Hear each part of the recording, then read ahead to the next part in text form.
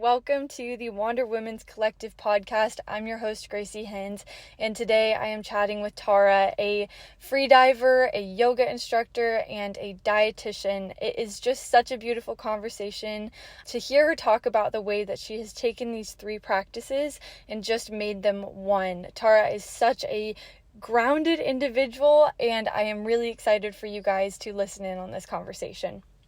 Well, hello. Welcome to the podcast. Do you want to just give a little bit of an introduction to who you are and what you spend your time doing? Thank you so much for having me. It's lovely to see you. we met back in the Dolomites last year. So yeah, it's so lovely to see your face again. My name's Tara. I am a dietitian and a freedive instructor and athlete. And yoga teacher. Wonderful. Okay, so can you just give a little bit of background about where life has taken you, really? Because you started out as a dietitian and you're still a practicing dietitian, but then you have incorporated all these other life passions into your day-to-day. So kind of just taking me through how you started that, and yeah, take it away. Okay, awesome. There's so much in there. As you're also a dietitian, I think it's maybe interesting to start there because, it's all mixed in actually. Mm-hmm. I guess when I was younger, I become really interested in food and nutrition, and you might resonate with this as well. I think a lot of dietitians, perhaps, kind of, because I guess I had the disordered eating patterns as a teenager. So I was more obsessed with food, or more thinking. I thought a lot about food and going through that as a teenager. And that's when I started to want to study dietetics. And then I started, during this period that was quite difficult, I started to also practice yoga. And I found yoga, and this was, I guess, before I knew it was a disordered way of thinking and eating, because it wasn't like a diagnosable eating disorder. It was more of just over consuming myself with food thoughts, which I guess took up more energy than I would have liked, looking back in hindsight now as an eating disorder dietitian. Mm-hmm. So I guess that's why I came into dietetics originally. The processes, I guess, that helped me through moving through the disordered way of thinking about food, or any even disordered patterns, like looping mindsets, looping mind thoughts and things like this. Yoga was a big help for me, and that was huge in my journey to, I guess, become more aware of these thoughts and not letting them overtake me, but rather just watching them and moving through that. So that's, I guess, how I started, why I chose to study dietetics and become a dietitian, which then led me to study intuitive eating, disordered eating. I have been working in the northern parts of Australia, in northern territory. It's been a while since I've been there. When I started yoga, it was more of a physical thing. So it was a physical practice. I didn't understand the mental benefits of yoga at that stage. But I remember as a teenager, I would show up every day on the mat during school and do it in ways. So it was probably coming from a space of body dysmorphia, which is interesting. Mm-hmm. But I just kept being drawn back, because there's obviously other ways that you can become physically fit. But I chose yoga, and I do remember the shavasana in the end of yoga, and it just kind of restoring, or giving me a little bit more space. And that, I guess that's why I kept coming back to it. And then during uni, I kind of came in and out of yoga. And then I moved to the northern parts of Australia, and I worked in that space for about 8 years in the northern. So from graduation, which was around about 2022, I think it was 21. Mm-hmm.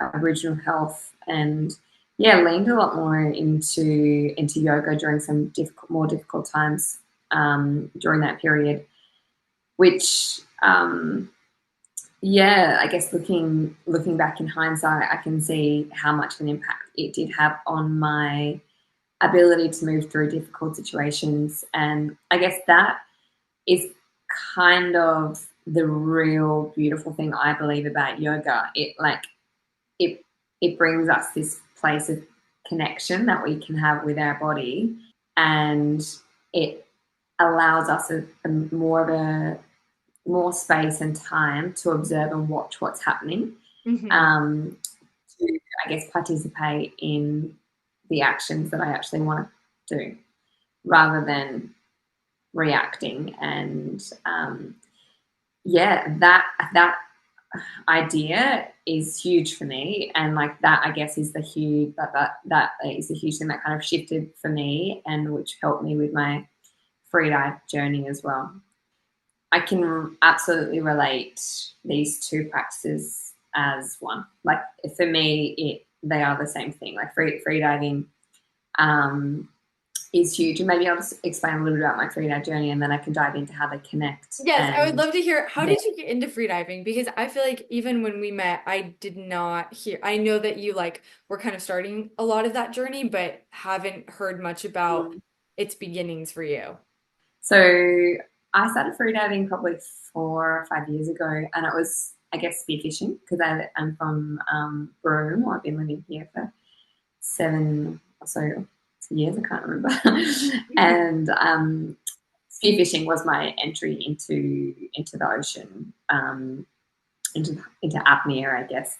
And that was like with my friends catching fish for dinner, and I just found that so empowering as a woman, being like, yeah, like fuck society, if I swear, being like, as in like maybe not conventional or traditional for women to be the ones in the water hunting. And I actually take that back, because I think historically it is actually very traditional for women to be the hunters, Hmm. and the gatherers. But I think society kind of clouds those beliefs now to no, women are in the kitchen cooking. So I don't know. That's just the way that I was brought up anyway, of believing in those gender roles. And I really love not conforming to these ideas, because I think women are incredible and powerful, and I love to question these ideas. So I don't know, I found it super empowering and fun to be in the water and, do like spearfish and, get more fish than the boys. And I found that it was from my yoga practice that really helped me to come into that space, and maybe also my fierce determination to be like, I can like do this, and I can provide for, like, I would love catching fish and then having dinner with my girlfriends afterwards, and Hmm.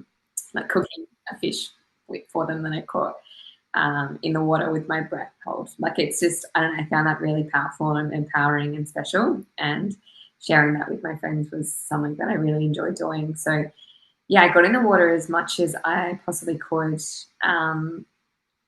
I also started training in freediving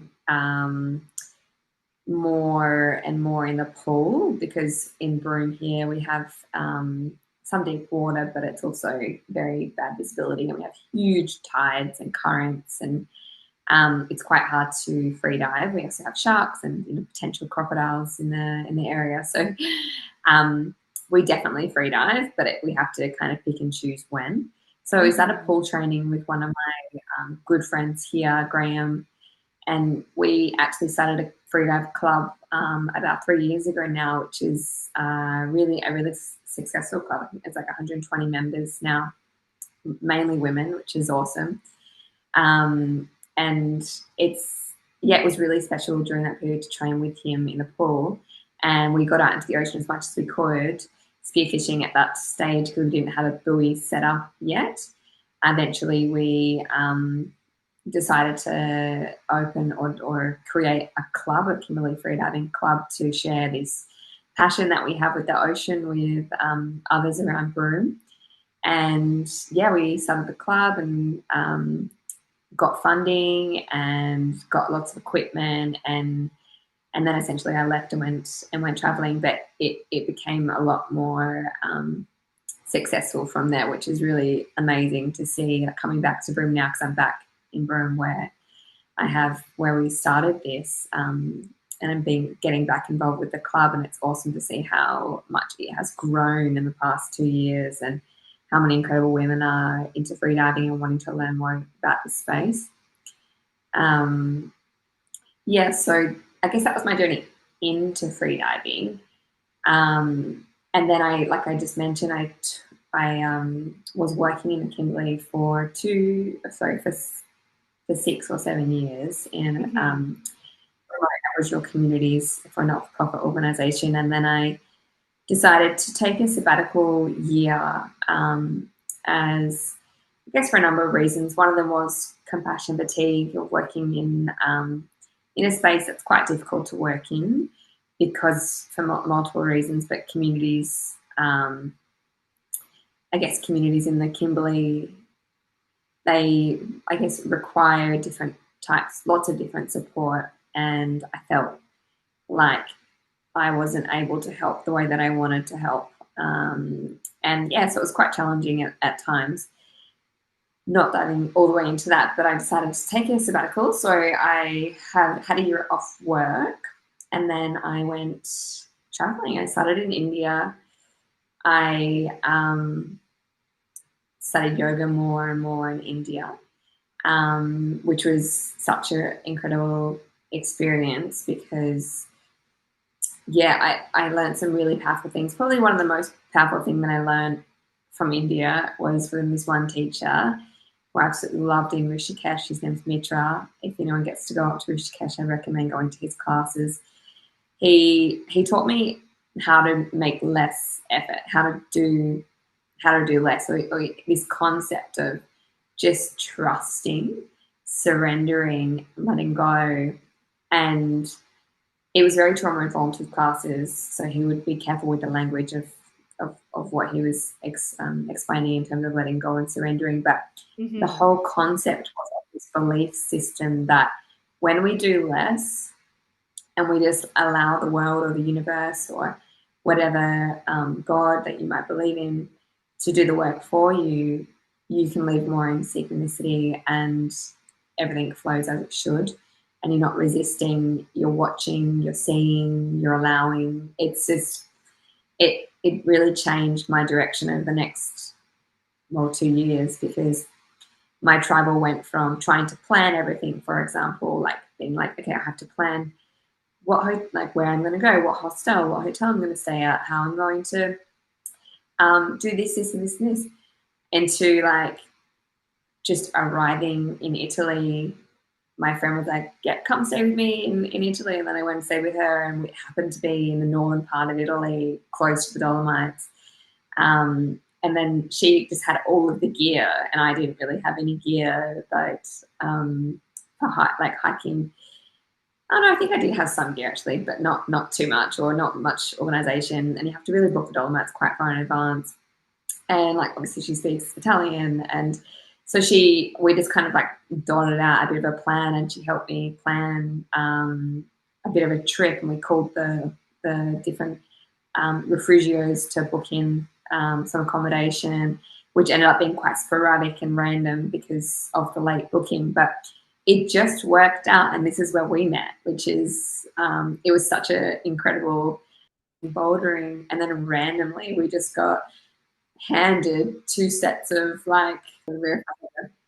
and it was I don't know, just stuff like that happened a lot, and it's allowed me to come into, I don't know, be more present and meet more beautiful people and be more aware of, I guess, just trusting. And it was a really beautiful learning, and I still think about it and take it into my life as much as I can, and it definitely influenced my freediving. So back to the freediving journey. After India, I went to Ahmed, and I studied to be an instructor.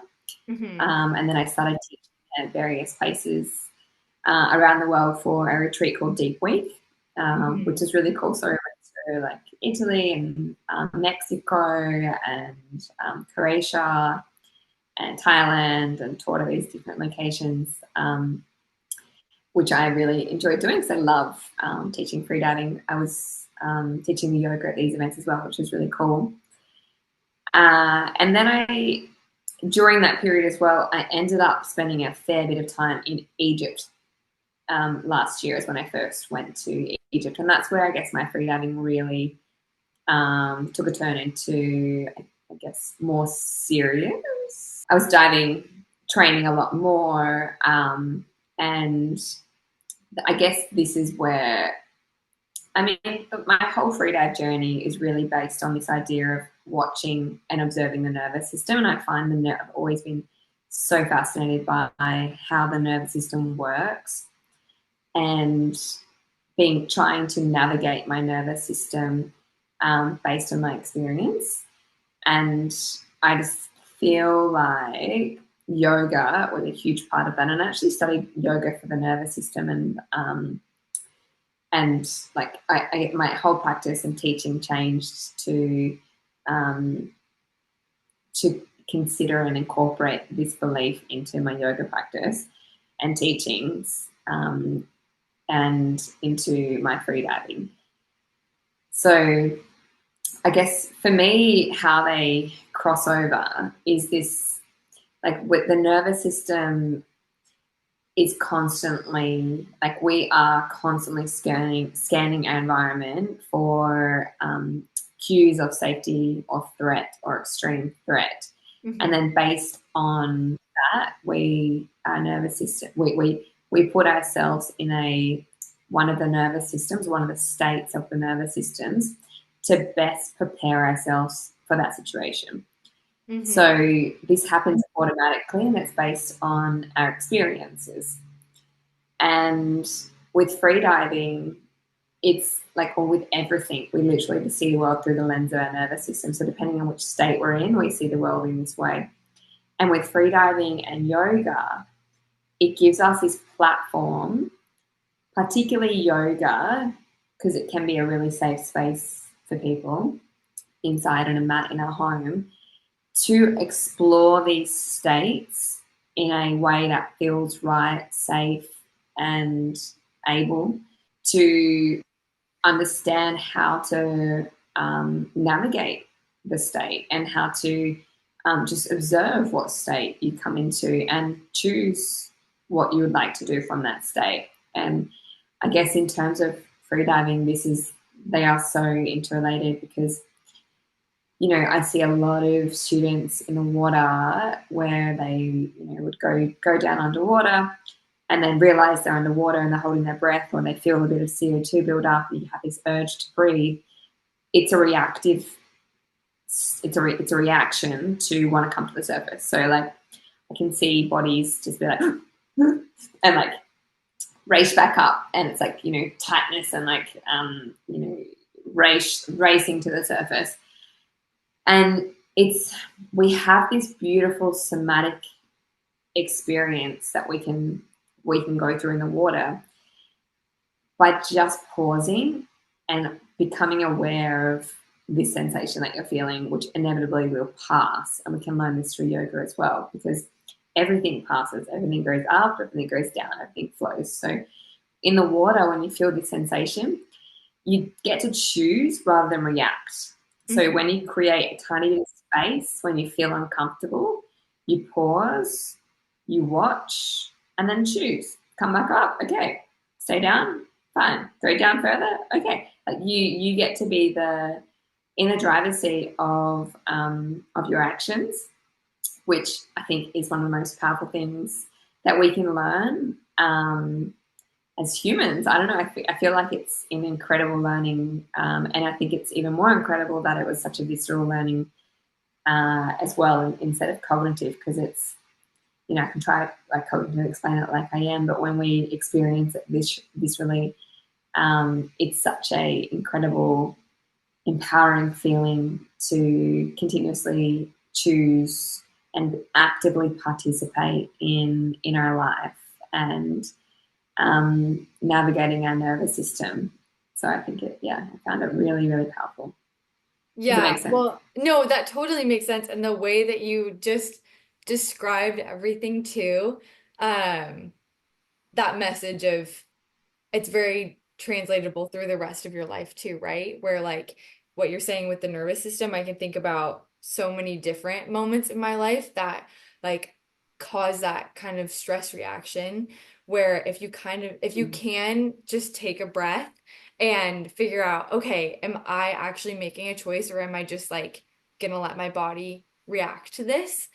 That's what you're saying of Mm, like here's where you can make a choice and being the active participant in your life is that crazy empowering feeling of okay, no, I was able to step out for a minute and then come back to this and in a way just like make a rational choice about what I'm going to do next. exactly. Yeah. Exactly right. Yeah. And it's like because our body just stores all of our experiences from since we were babies or even before.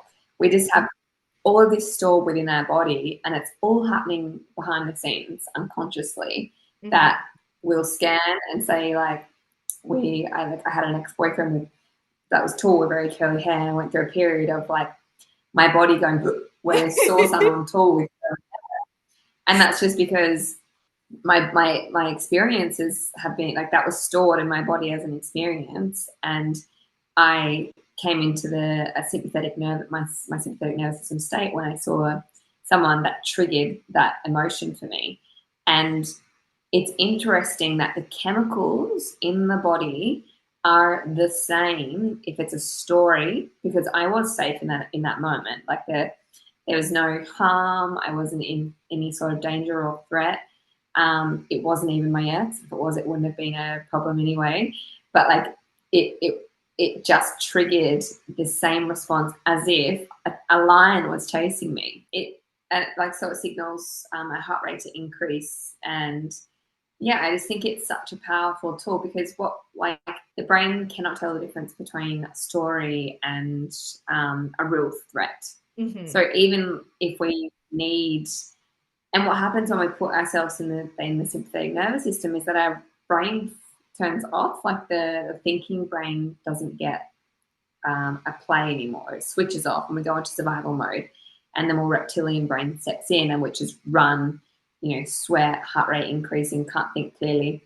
And it's really cool to be able to navigate these nervous system states through practices like yoga and freediving because when we need to present or like public speaking or whatever Right. people are kind of afraid of, having a difficult conversation or having an argument with someone, you're able to do the same actions that you've practiced somatically in the water or on the mat. That gives you this opportunity to watch and observe, see the state that you're heading towards, observe the state, observe the body sensations, and then choose how can I ground myself to come back? How can I find my anchor? Whether that is in the water, I use things like my fingers and toes, and I zoom into my body and sensations. If I'm not in the water, I can really feel my diaphragm move when I'm breathing, or I take some sighs and ground into my body and then make a choice. That's powerful. And like, I think I just kind of said it, but like when you can take that and bring it to the rest of your life, that's just huge. And that gives you power over your life, which is the most important thing that you can have. I am Yeah. really curious when so you went to Egypt and then you made the decision to say, I'm gonna quit the job. And then you Mm-hmm. decided what was that like for you? Did you have too much of a plan? I know that you had been building up working on your own business of like, okay, I want to incorporate all of these things. But yeah, what did that look like? Yeah, it was terrifying for me. I grew up in a space where it was really important to know and have a plan, and so it was very money cautious and conscious around having an idea of what you're doing with life, and it was terrifying.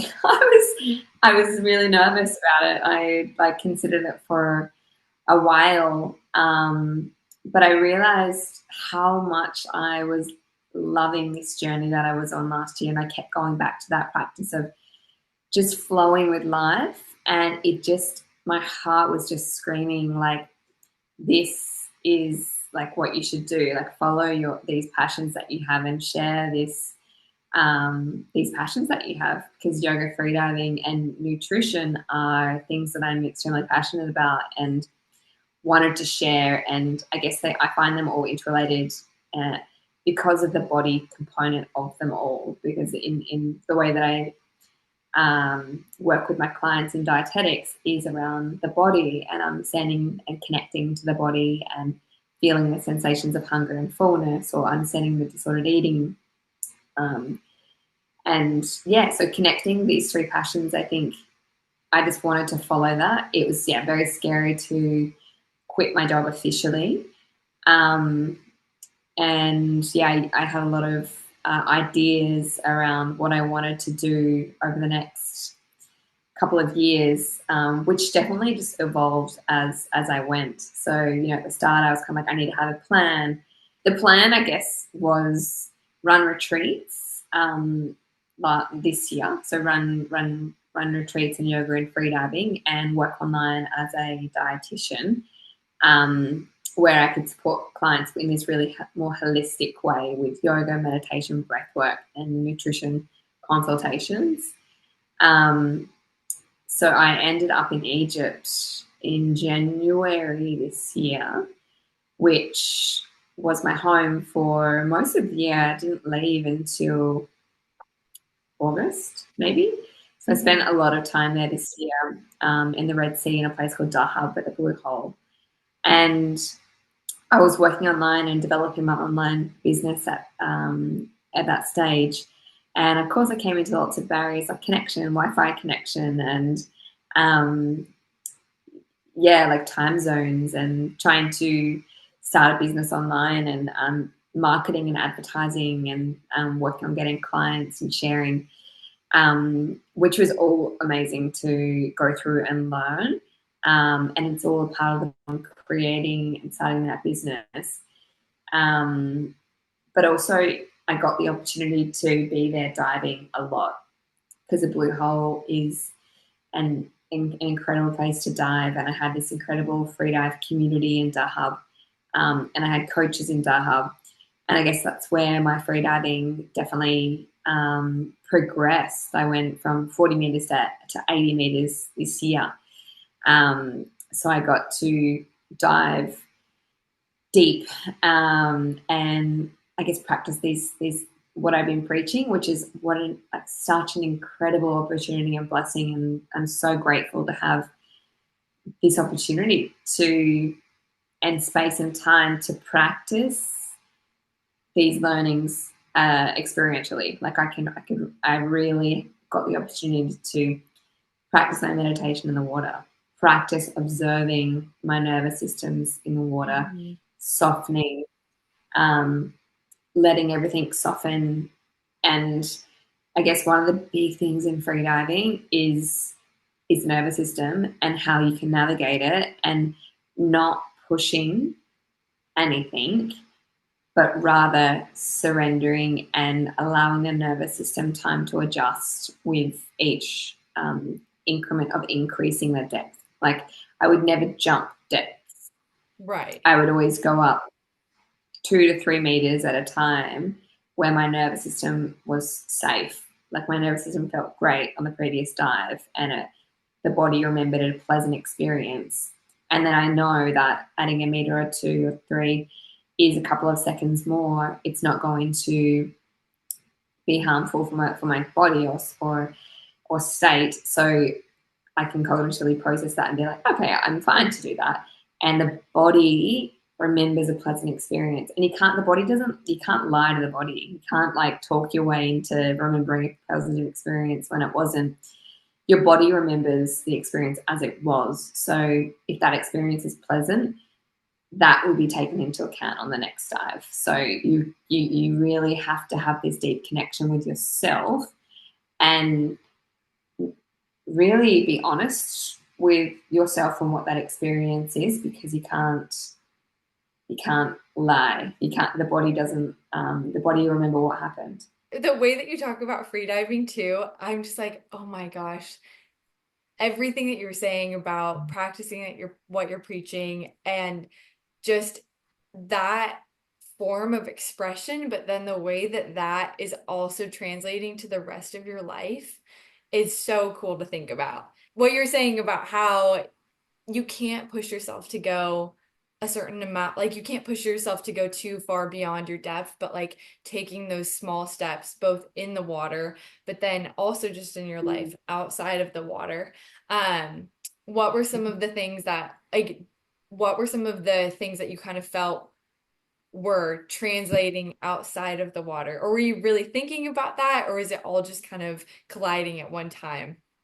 Yeah, I mean, even just the example of leaving my job, like Hmm. I would, and putting myself in situations that were scary for me, because I guess that was a really scary and hard thing, because I had this really ingrained belief that I need to have a plan and follow the plan, which involves money, house, baby, marriage, partner, like, which is not what I want. Like, I don't want that conventional life. It's that ingrained belief that I think we all can potentially have because of the world Hmm. that we live in. So for me to go against that was really challenging, because of the way that I was brought up, and none, no fault to my parents at all. Like, they are incredible and very supportive on my journey, but like, it's just a belief that I had from society. So for me to, quit my job and step out and follow my passions, to and try to share them, and then of course, like, so much imposter syndrome of being like, why am I why would people want to listen to me, or like, why would people want to just come, like, talk, like, see me online, and want to work with me, um, and like, it was just so much of that. And I just witnessed, I just got to watch my experience, and I just practiced what I learned in the water, and it really came through. I could just watch, and even though I was scared, I would do it anyway. And even though I, like, you know I didn't feel comfortable all the time about, some of the scary things, like,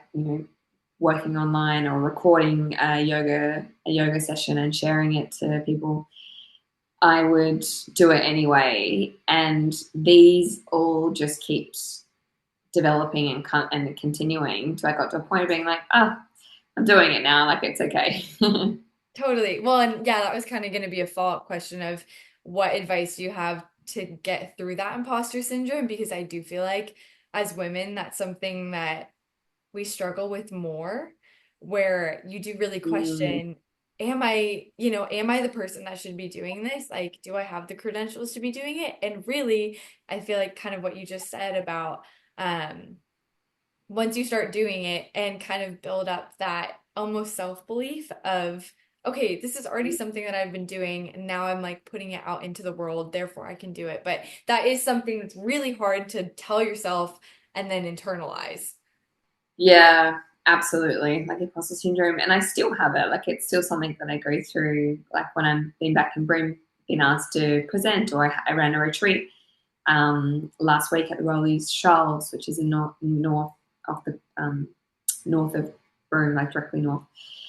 And yeah, I was like, oh, why would people want to do this? Or like, oh, like, I don't feel comfortable, or like, I'm nervous. But I guess I don't know, I just slowly started to back myself more and more.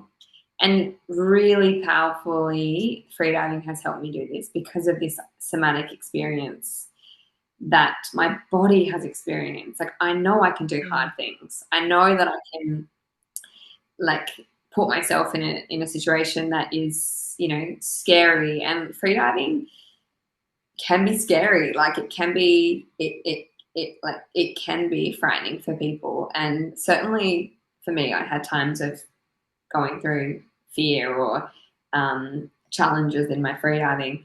And every time I would just keep practicing the same thing, just softening a little bit more, surrendering a little bit more, watching.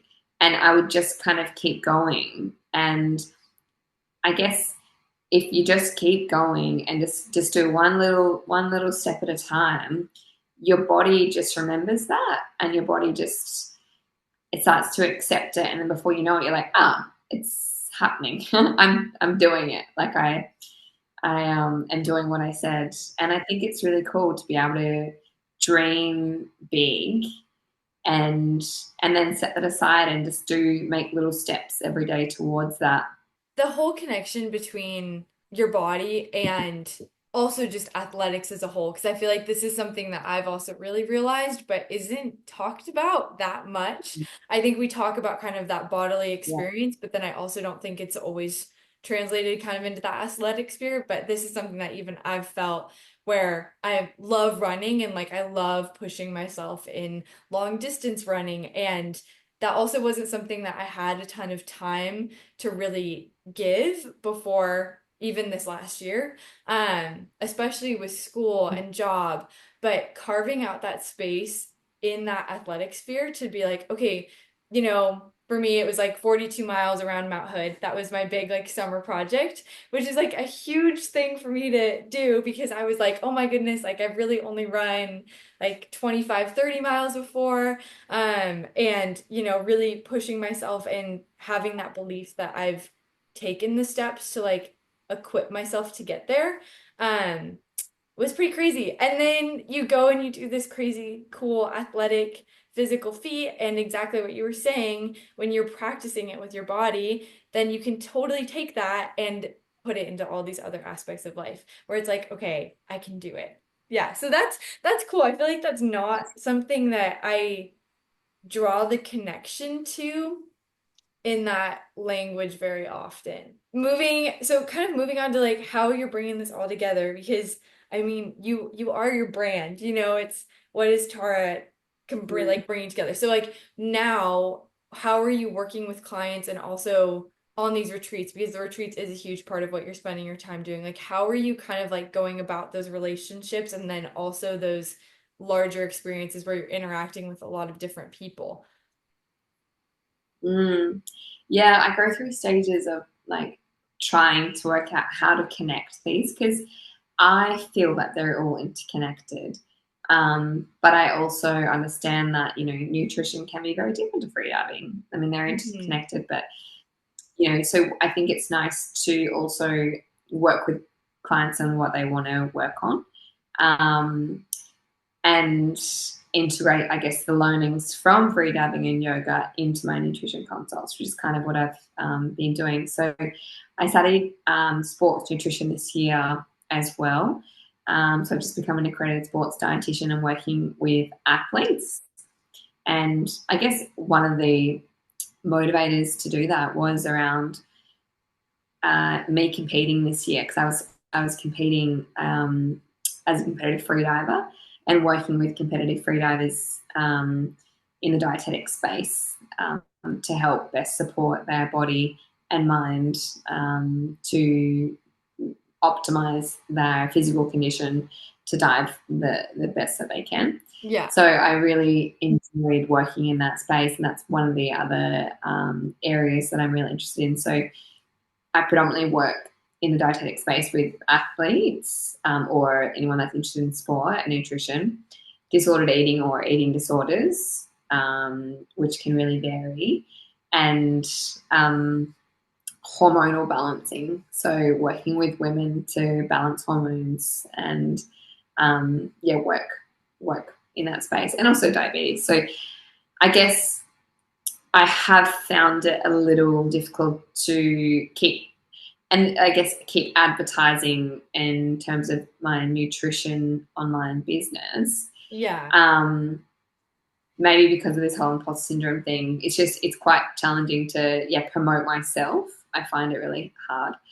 So it's actually something that I'm thinking about now, being like, okay, how do I move forward in this space? And I feel a lot more comfortable with promoting freediving and retreats, and I want to run more retreats next year. So I just did a retreat out to the Rollies, which is a really incredible yoga freediving retreat where we were freediving every day and I was teaching wave one.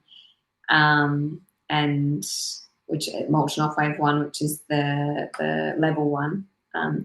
And teaching yoga and incorporating these ideas of the nervous system regulation. And there's just so much time and space on a retreat to work on these things, both on the mat but also in the water, and the opportunity to feel it somatically and feel the body like, rest.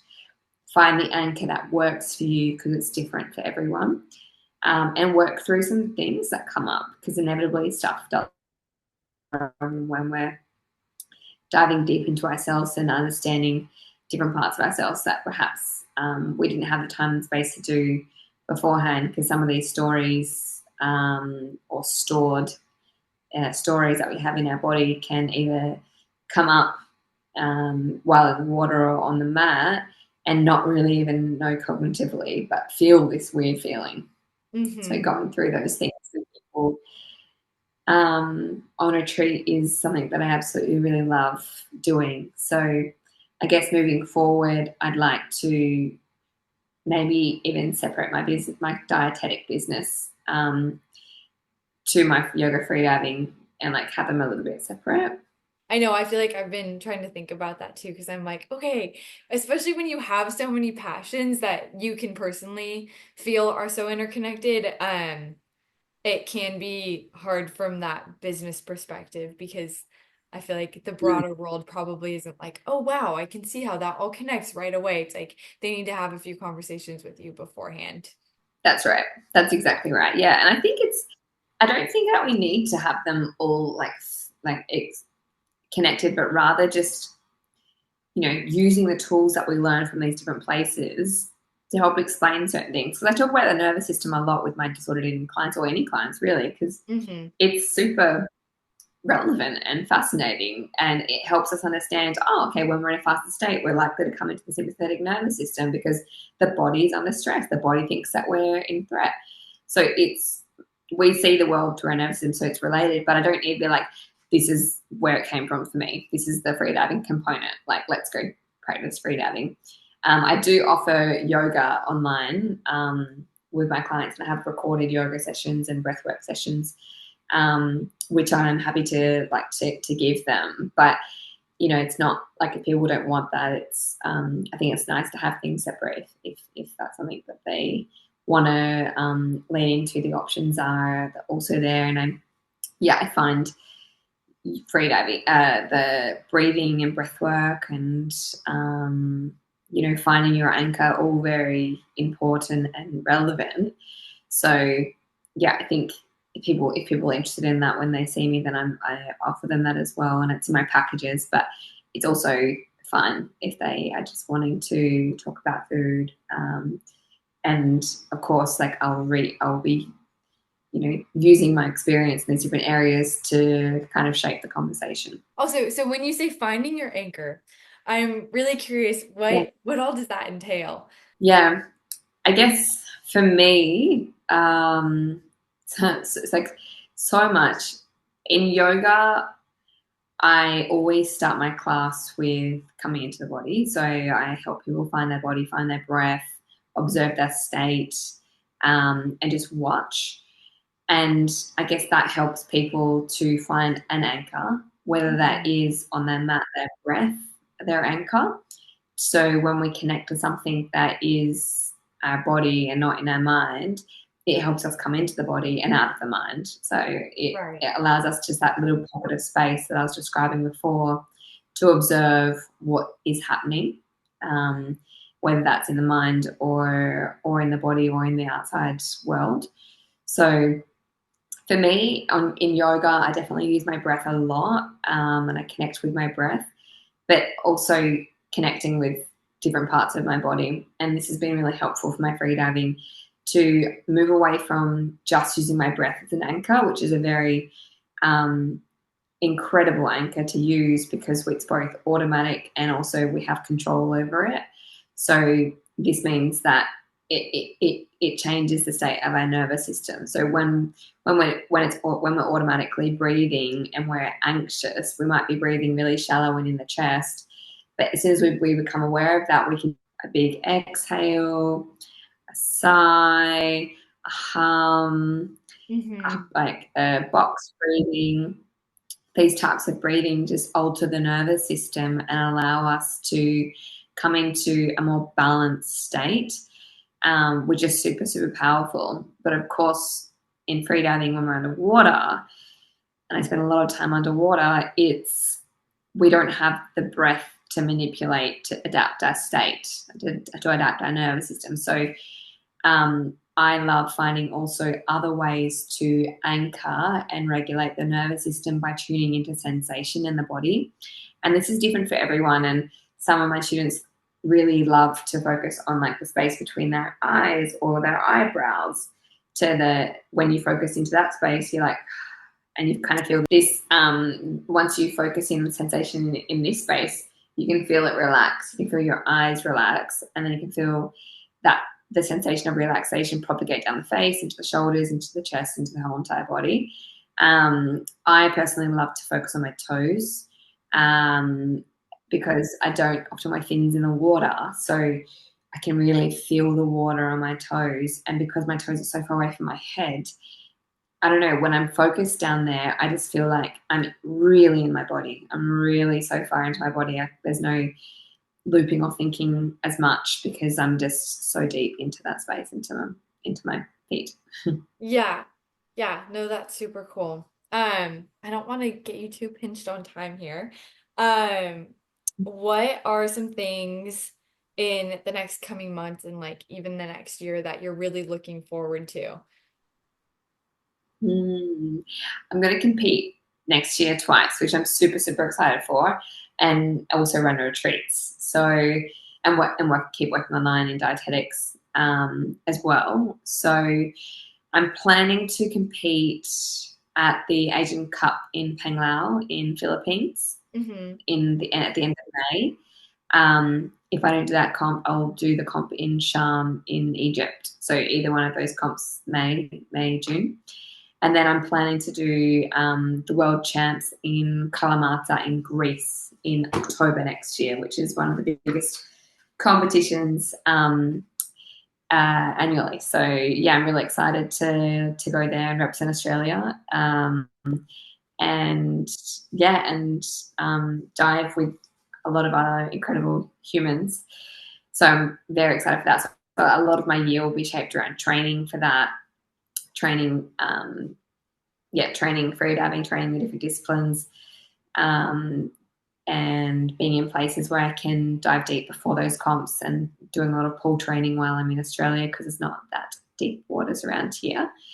And then running retreats around that. So once I kind of understand where I'll be in terms of the two comps, then placing some retreats in and running retreats. So probably run a retreat in Panglao in Philippines, in Dahab in Egypt, and in Australia as well, in hopefully in the Rolly Shoals again, where we just ran the retreat last week, and probably Bali because it's so close. Yeah. Wow. Yeah. And also when you're just saying it on that stage, like, okay, these are like World Cups for freediving. I'm like, whoa, Tara, you're so cool. Mm. Yeah. Also, I mean, when did you start really getting on the stage with competition? Was that more when you were in Egypt and then just meeting people in that space and kind of going from there? yeah, it was in Egypt. My first comp was in Egypt in the Blue Hole. Um, and yeah, it's just so fascinating. It's really this incredible practice we have to watch the nervous system and watch like how, oh yeah, I'm actually really scared.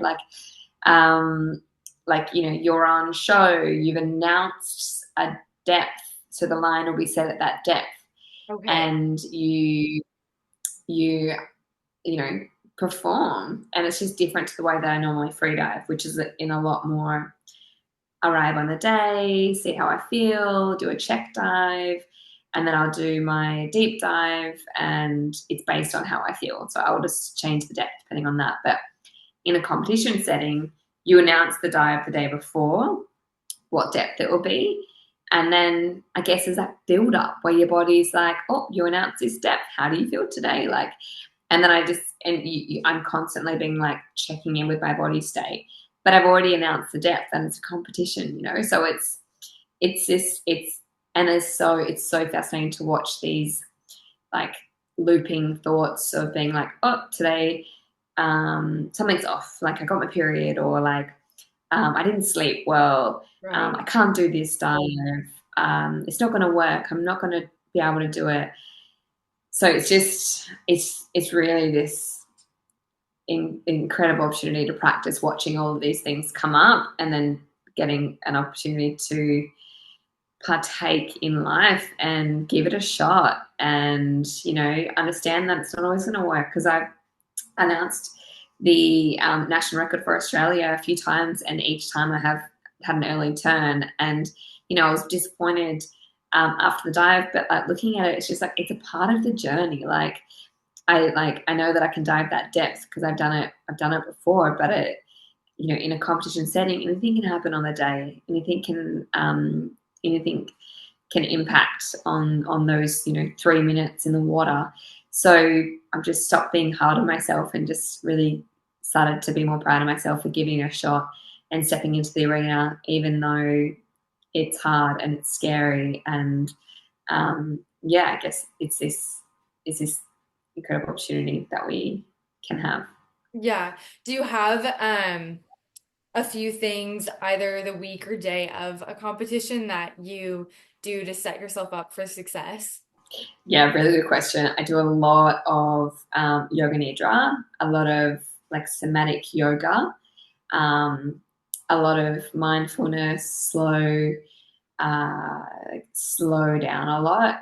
But what I have noticed, and I've only done 2 competitions now, but what I've actually noticed is the less I expect, the less expectations I have on the dive, on everything, the easier it is. And it goes back to my teachings from Mitra, because when we make effort, and I had to, obviously when we're competing and it's your focus, and you're an athlete, so I am in, and I'm putting effort in.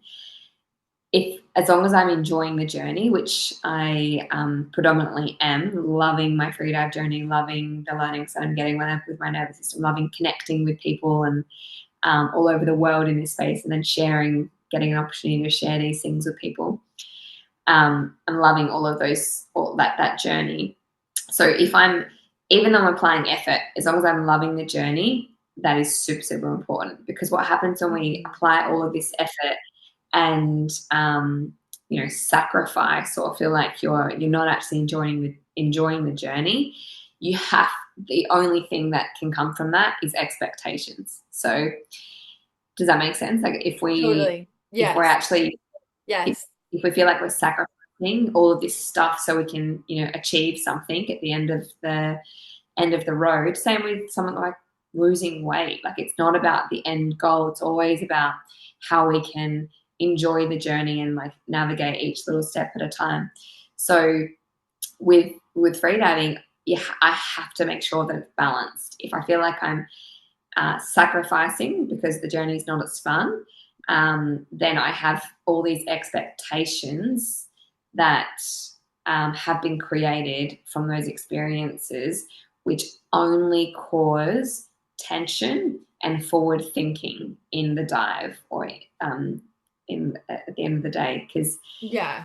I'm like, okay, well, I have to reach the bottom now because I've sacrificed, the last week of, social experiences for going to bed early and doing yoga nidra 7 times a day. Not quite 7 times a day, but like, there has to be a balance, because I think it's also very important to sleep well and to, enjoy, do a yoga nidra, but it's also important to have social experiences as well and connect with people, because that's one of the things I really love about freediving. It's this beautiful community that I get to connect with, of like-minded people in incredible places around the world.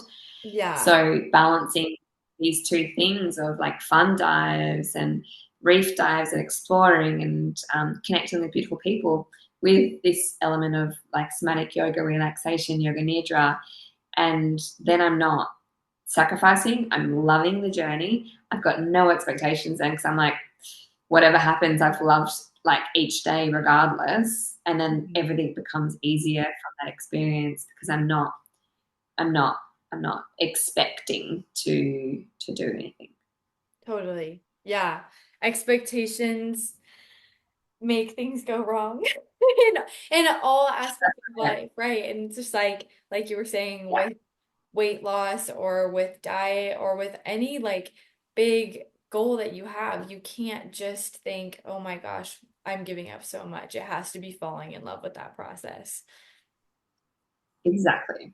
Yeah. Exactly right. Exactly right. I love working with my clients in that space as well, because they like like the other day my client was like she had to get on the scales for some reason. We don't use scales. I don't use scales with any of my clients, but she had to get on them, and she was like, oh my god, I was so surprised. I lost a couple of kilos. And at the start she set an intention to kind of change some of her body composition to increase muscle mass. Mm-hmm. And she just was so involved with the process of just making changes and loving the process along the way, because we don't ever get rid of things. It's just like adding things in, and adding different things in. And she just loved the process and realized that, like, that was really strange. She just like changed her body composition in a positive way for her. But it wasn't about it. It was about the journey. Which I worked with clients in the past where they're so focused on weight, and it just leads to this weight loss cycle of like restriction, binging, and then regaining, and negative mindsets and guilt and shame, and it's just not a nice thing. Do you have a specific word or phrase that you want to leave people with today? Hmm. Maybe make less effort. If you can make less effort and see if you can like flow with life, and allow life to take you in the direction that it is wanting to. So when you make less effort, you start to see more and live in synchronicity more, and um, live in a way that you're meant to be living, which is, I think, really beautiful. So making less effort and opening all these opportunities. Yay. Yeah, no, that is a perfect ending right there. Thanks again for listening to the podcast. It really means a lot. If you want to contact Tara, you can find her on Instagram. Her Instagram is linked below. And you can also find her at tarakate.co. Tara is just such a wonderful person. And if you ever get the chance to meet her, or if you ever want to get more into freediving and join one of her retreats, I would highly recommend it. But for now, thank you again. And I hope everybody has a wonderful day.